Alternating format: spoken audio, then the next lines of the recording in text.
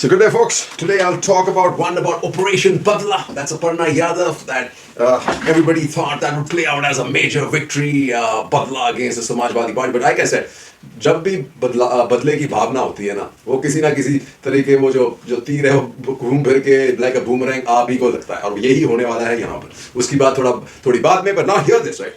This is what's happened. Centralization of politics and business. What has happened is with this huge amount of since demonetization, disparity of wealth, the entire wealth has gotten concentrated in about 20 businessmen, which allows the central party to hit just single point areas, right? Because local businesses have been destroyed. The local businesses used to support your local parties, but that avenue is shut down. So that is the issue about electoral bonds, why they seem to be biased towards just one party. You got to hear this. The centralization of business, politics and business, written by Nilanjan Sirkar, and this would worry us all. He says, the protests quickly began to coalesce around a larger criticism of corporate interests supported by the ruling Bharatiya Janata Party. That's why Adani and Ambani came out to being the bad boys in case of this Andolan, Kisan Andolan. He says the greater concentration of wealth among top corporate firms has been more recent phenomena. In an analysis from 94 to 19, Saurabh Mukherjee and Harsh Shah at Basilius Investment Managers have shown that the percentage of profits earned by the top 20 companies grew from 40% of total corporate profits in fiscal year 2014 to over 60% in fiscal year 2019. This suggests significant centralization of wealth and biggest companies since the BJP came to power in 2014. Indeed, the greatest increase in the percentage of profits earned by the top 20 companies occurred from fiscal year 2017 onwards after India's demonetization exercise. He said, but the such local sources of wealth generate major challenges for any party seeking to engage in political centralization at the national level. First, Indian politicians are far from dedicated members of political parties, often defecting from one party to the other. The great centralization of economic wealth observed since 2014 and especially after India's demonetization exercise aids in political centralization at the national level in key ways. If economic wealth is disproportionately in the hands of the biggest firms that likely operate at an all India level, then the demands that capital make on the political system are likely more national and less local in nature. This necessarily advantages the party in control at the center. Furthermore, India's demonetization exercise has almost certainly weakened the position of local capital that relied on real estate and corruption from local contracts. Taken together, this implies that national capital as compared to local capital is increasingly in a better position to play a big role in politics, and that is dangerous. Political financing and political centralization. India has seen a spectacular level of political centralization at the national level by BJP since 2014. This can be seen in many areas, from welfare policies and federalism to the role of the BJP's central leadership at state level campaigns. Fundamentally, this consolidation requires the centralization of political appeal. In order to achieve this outcome, the ruling BJP must mobilize significant financial resources and deploying media resources and funding the party machinery. And folks, that's exactly what has happened. But here, this is the beauty of it all, like I said. Let's talk about this gentleman, a contest to watch out for, couple in race for BJP seat, ticket for same seat. This is a guy called Dayashankar Singh and Swati Singh. Here the video coming up. But Dayashankar has also played a huge role in Operation Flop Aparna. चिट्ठी जो viral हुई थी, वो video viral हुआ था, वो DGP office के ठंडे बस्ते में डाल दिया गया. अब ताजा मामला यह है कि दयाशंकर सिंह जी को लगने लगा कि भैया इस सीट पे तो मैं दावेदार हूँ. तो आजकल सरोजी नगर में पति और पत्नी के होर्डिंग बराबर बराबर लग गए. दोनों ने टाल ठोक दी कि चुनाव तो हम लड़ेंगे. अब आप सोचिए राजनीति कितनी टफ होती है. वो पति पत्नी जो मतलब 7 जन्मों का रिश्ता, अब वो भी टिकट मांग रहा है, वो भी टिकट मांग रही है. अब देखिए, राजनीति जो ना करा दे. अब आ गया चुनाव. तो महेंद्र सिंह बदला लेना चाहते थे स्वाति सिंह से कि इसने मेरा विरोध किया है तो इसका टिकट काटा जाए.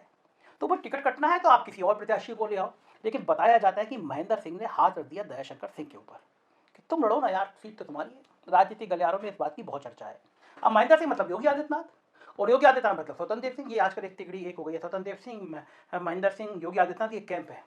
तो दयाशंकर सिंह के टिकट की पैरवी शुरू कर दी स्वतंत्र देव ने. अब स्वाति सिंह को पता चला तो बवाल मच गया. मतलब मेरा टिकट, मैं मंत्री 5 साल मेरा वैभव और मेरे टिकट कट जाए. तो सरोजी नगर के कई सारी जगहों पे होर्डिंग लगे, इधर बराबर में पति का, इधर पत्नी का. अब स्वाति सिंह परेशान. जब दिल्ली हाईकमान को पता चला कि दयाशंकर सिंह के ऊपर योगी जी का, महेंद्र सिंह का, स्वतंत्र देव का हाथ है, तो दिल्ली हाईकमान ने स्वाति सिंह को थोड़ी पति को फाइनल करे. स्वाति सिंह भी मतलब महिलाओं को लेकर बड़ी एक्टिव रहती है और दयाशंकर सिंह अपने व्यवहार को लेकर बहुत लोकप्रिय रहते हैं. तो बीजेपी संगठन के सामने बड़ी समस्या है. कोई तय नहीं कर पा रहा कि स्वाति सिंह भारी हैं या दयाशंकर सिंह भारी हैं. आप अगर जाएंगे क्षेत्र में पूछने के लिए तो दयाशंकर सिंह की भी लोकप्रियता किसी से कम नहीं है. वो भी बहुत विनम्र हैं और स्वाति सिंह अपने तीखे तेवर के कारण बहुत विनम्र हैं. लेकिन लोगों का कहना है शायद दयाशंकर सिंह इस बार भारी पड़ जाएं, क्योंकि दयाशंकर ने संगठन के लिए बहुत काम किया है, लोगों से संवाद किया है, संपर्क किया है, बीजेपी में भाई बाहर के लोगों की एंट्री कराने की कोशिश की है. तो हो सकता है इस बार स्वाति सिंह का टिकट काट के दयाशंकर को मिल जाए. तो जो है वो बीजेपी की सदस्यता ग्रहण कर लेंगी ऐसी मेरी सूचना है। 2 और बीजेपी के विधायक उनके साथ जा सकते हैं। तो एक बड़ा मैसेज देंगे कि देखिए अपर्णा यादव हमारे साथ आ गई। फिर बीजेपी के तमाम नेता कहेंगे देखो यादव परिवार एकजुट रह नहीं सका और अपर्णा हमारे साथ आ गई। इससे पहले शिवपाल के लिए भी बड़ी कोशिश कर चुके थे वो। शिवपाल यादव को तो राजपाल बनाना और 50-100 करोड़ रुपए देना, इस तरह के बड़े ऑफर आते रहते हैं। लेकिन शिवपाल कितना भी अलग रहे हैं, मुझे लगता है कि अखिलेश यादव को प्यार बहुत करते हैं वो। तो कभी कभी ना परिवार में भी रिश्तों में लड़ना चाहती थी, कैंट से लड़ना चाहती थी। अब बीजेपी में पेच ये फंस रहा है कि दिनेश शर्मा उनकी हवा खराब है कि किसी ऐसी वैसी सीट से लड़े, हारे तो उप मुख्यमंत्री जी मुंह दिखाने लायक नहीं बचेंगे। वैसी परेशान है, डिप्टी सीएम जरूर थे लेकिन चलती जलती जलाती ज़्यादा नहीं थी, और योगी के आगे वैसे भी किसी की चलती नहीं थी, सिर्फ ठाकुर है तो कंसीडर हो जाता था मामला। तो अब वो दिनेश शर्मा भी चाह रहे हैं कि सुरक्षित सीट मिल जाए, कैंट मिल जाए। रीता वो भोगड़ा जोशी भी अपने बेटे के लिए अड़ गई हैं, यहाँ तक अड़ गई उन्होंने कहा है कि मैं इस्तीफा दे दूंगी पार्लियामेंट से, अगर आपको ये शर्त है कि सांसद अपने बेटे को नहीं लड़ा सकता, मैं इस्तीफा दे दूंगी, लेकिन मैं अपने बेटे मयंक को कैंट से लड़ाऊंगी। अब बीजेपी की बड़ी पेच फंसे हुए हैं और एक बड़ी मजेदार बात ये आ रही है कि समाजवादी पार्टी भी निगाह लगाए हुए है कि अपर्णा यादव अगर जाती हैं बीजेपी में, जो लगभग तय साल बताया जा रहा है, तो समाजवादी पार्टी दांव लगा रही है कि रीता बहुगुणा सपा में आ जाए और रीता बहुगुणा को फिर अपर्णा के मुकाबले कैंट से लड़ा दिया जाए। तो ये कहा ना, ये प्यार वफा रिश्ते नाते सब राजनीति में कुछ नहीं चलते। तो राजनीति बड़ी उफान पर है। Aparna So this part, the videos you see later, you'll see how this operation Aparna Yadav has come, boomeranged on the Chanakya, and the reason is because of this. A new alignment in UP, possible consolidation of OBC identity could pose a challenge for BJP, and this is because this was done in Badla for all the three that big guys that left: Swami Maurya, Dr. Saini, and Dharmendra Chauhan. And what does he say? He says material opportunities and advancements in a neoliberal economy coupled with an increased presence in the state structure have over the past 3 decades led to a major churning amongst the OBCs. A sense of Hinduness driven by anti-Muslim sentiments was mobilized under the nationalist Hindutva project of BJP. Together with their material and political advancement, this has evoked a sense of proximity with the upper caste Hindu social world among OBCs. But that, because of the Yogi government, broke down. What he says is, however, the BJP regime of the last 5 years in UP may have led to a sense of fraternity amongst different caste identities as OBCs. All of this may have begun with Yogi purifying the CM's residence on the evacuation of Akhilesh Yadav and thereafter showing Yadavs their place in several ways. The reservation for upper caste and under-representation of OBCs in the state apparatus has mobilized a collective feeling amongst OBCs. The SP is making the most of this by forging alliances with similarly placed castes, and this is where Aparna Yadav put her foot in the mouth when she said there'll be no reservations. Here what's coming up. And the other problem that the BJP is having is she wants Lucknow Kent. This was not to, Akhilesh did not allow it, but what the BJP has a problem is because Rita Bahuguna wants her son to fight there, otherwise she's going to get a resignation. Ready to quit as MP if son is not fielded from Lucknow, says Rita. Okay, and this is where we had, like I said, this was the bullshit that was going to be given to us by Goldie Media, but it seems to have got vanished. BJP gets edge in battle of perception after Aparna switch. It will try to cash in on the feud in Yadav family narrative. There is no. This is a Sotela Parivar, as you'll hear next, and surrounded by humongous amounts of corruption, folks. नमस्कार, मैं दीपक शर्मा और मेरे इस YouTube मंच पर आपका स्वागत है। दोस्तों, ईंट का जवाब पत्थर से या जैसे को तैसा, अगर ये किसी की नीति है, नियत है, तो अक्सर दांव उल्टा भी पड़ जाता है। और शायद इसीलिए जब स्वामी प्रसाद मौर्य या दारा सिंह चौहान या धर्म सिंह सैनी, ये 3 बड़े ओबीसी चेहरे, यूपी के ओबीसी फेस और इनके साथ दर्जन भर ओबीसी के विधायक जब बीजेपी छोड़कर सपा की साइकिल पर बैठे तो अमित शाह तिलमिला गए। और इस तिलमिलाहट के बीच बदला लेने की भावना से सबक सिखाने के लिए अखिलेश को अमित शाह ने शुरू किया ऑपरेशन अपर्णा। अब कुछ लोग कहेंगे कि साहब ये कामयाबी है। हकीकत यह है कि बीजेपी का ये दांव उल्टूंगा कि अखिलेश यादव जो परिवारवाद के आरोपों से जो तमाम तीर झेल रहे थे और एक प्रोग्रेसिव पॉलिटिक्स करना चाहते थे, परिवारवाद को किनारे रखना चाहते थे, अपर्णा यादव को भाजपा में शामिल करके अमित शाह ने और उनकी टीम ने अखिलेश यादव की राह से ये जो काटा था परिवारवाद का, ये जो रास्ता था, आसान कैसे कर दिया। ये कहानी ये है कि अपर्णा सिंह बिष्ट गुप्ता यादव को बीजेपी में शामिल करके बीजेपी ओबीसी के गेम में, मुझे लगता है सबसे पहले देखते हैं भूपेंद्र यादव, बीजेपी के वरिष्ठ नेता, कैबिनेट मिनिस्टर, अमित शाह के सबसे खास, मोदी के खास भूपेंद्र यादव का ये बयान देखते हैं ओबीसी को लेकर। जो अपर्णा यादव जी ने बयान दिया है उसकी निंदा करते हैं। हम ये मानते हैं कि देश के वर्तमान संवैधानिक Mulayam ji daughter in law Aparna Yadav says caste based reservation to SC ST OBC should stop. Bhupendra Yadav एक हवाला देते हैं बयान का और कहते हैं कि मुलायम सिंह जी की जो बहू है अपर्णा यादव कह रही हैं कि शेड्यूल कास्ट, शेड्यूल ट्राइब और OBC का जो आरक्षण है वो खत्म कर देना चाहिए। हकीकत यह है कि भूपेंद्र यादव ने तीर छोड़ा है अखिलेश यादव पर, और हकीकत यह भी है आज कि वो जो तीर अखिलेश यादव पर छोड़ा था वो तीर आज बीजेपी की छाती में आकर लगा है।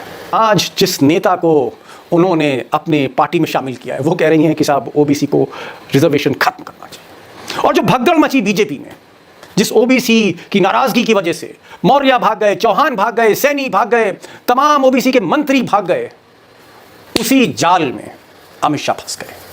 अब अपर्णा यादव को बदले की भावना के चलते ले तो लिया है, ना उगलते बनना है ना निकलते बन रहा है, और चाणक्य परेशान है। उत्तर प्रदेश के प्रभारी हैं, उनसे संपर्क साधा और बदला लेने के लिए शुरू किया एक ऑपरेशन। इस ऑपरेशन का जो इंचार्ज है बनाया गया इन साहब को। इनका नाम है दया शंकर सिंह। इनका नाम अगर आपने नहीं सुना है तो इनकी पत्नी का नाम आपने ज़रूर सुना होगा, स्वाति सिंह, जो मंत्री हैं। पति पत्नी का क्या झगड़ा, ये फिर कभी हम ऑपरेशन की बात करते हैं। गुप्ता यानी मुलायम सिंह के सौतेले बेटे, अडॉप्टेड सन आप कह सकते हैं, जिनकी बहू अपर्णा सिंह भिष्ट गुप्ता यादव। और कारण था ये जो साधना गुप्ता का परिवार है, इस पर भ्रष्टाचार के बड़े आरोप थे। आपने गायत्री प्रजापति का नाम सुना होगा, माइनिंग मिनिस्टर, और उनके ऊपर जो करोड़ों अरबों रुपए के भ्रष्टाचार के आरोप लगे और वो जेल गए। उनका भी नाता साधना गुप्ता पति और अपर्णा के साथ था। अखिलेश को यह पसंद नहीं था। एक प्रोग्रेसिव पॉलिटिक्स करने के लिए अखिलेश माफियाओं को, गुंडों को, भ्रष्टाचारियों को और इस तरह के परिवार के लोगों को छोड़कर आगे बढ़ना चाहते थे। उन्होंने टिकट देने से मना कर दिया। शिवपाल ने मनाने की कोशिश करी लेकिन अखिलेश नहीं माने। और हैं, इन साहब की फोटो देखिए, इनका नाम है प्रमोद गुप्ता, मुलायम सिंह यादव के तथाकथित साबू। प्रमोद गुप्ता मुलायम जी के आशीर्वाद से उनको किसी टाइम औरैया में विधुना सीट से विधायक का टिकट मिला और वो जीत गए थे चुनाव, विधायक बन गए थे। लेकिन धीरे धीरे जब भ्रष्टाचार और इस तरह की खबरें आने लगीं तो अखिलेश ने इस परिवार से भी किनारा किया, साधना गुप्ता से भी और प्रमोद गुप्ता से भी, प्रतीक गुप्ता से भी। प्रमोद गुप्ता क्योंकि सपा में फिर कहीं ना कहीं एक भविष्य तलाश रहे थे, और जब रास्ते बंद हो गए तो वो भी चाहते थे कि अपर्णा भी जाएं और पीछे पीछे वो भी बीजेपी जाएं और उनको टिकट मिले और एक नई शुरुआत वो दोबारा करें। और इससे जो परिवार के अंदर वो जो दरार थी वो भी कहीं ना कहीं दिखाई जा रही है।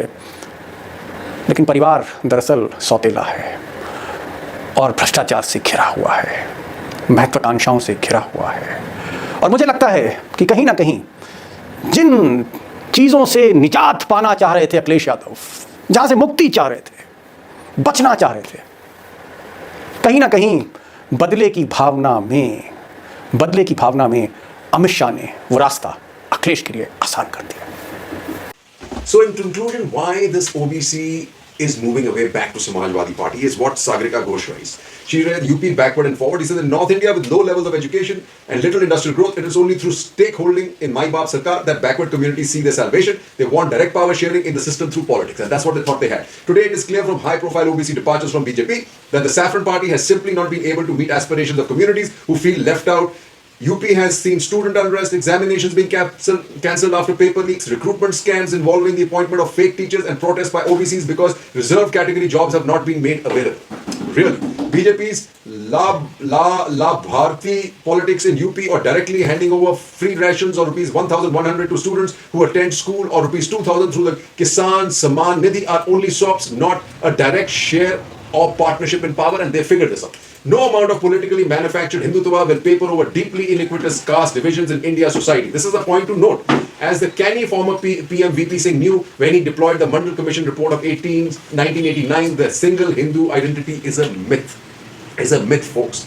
As long as the scale of deprivation remains as massive as it is, there will be endless cycles in which deprived groups down the line will make a bid for power by forging their own caste leadership. Which is why, instead of Hindutva, it is the hard reality of social and economic status, namely caste, which will always be the primary fault line of North India. And here all. Jai Hind. है।